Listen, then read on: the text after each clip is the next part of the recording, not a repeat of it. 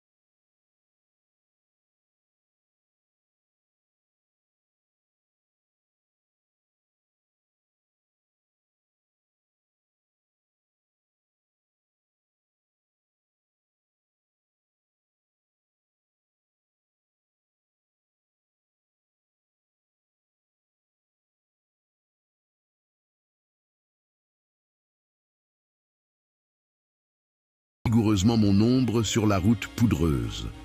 C'était une voie rectiligne, relativement peu fréquentée. Il était impossible de s'égarer. En moins de 10 minutes, j'arrivais à hauteur d'une construction basse, située un peu en retrait de la ligne des arbres, chichement éclairée. Des tentures sombres, ainsi que je le constatais par après, masquaient les fenêtres, et il était heureux que la porte fût grand ouverte pour témoigner que les lieux étaient habités.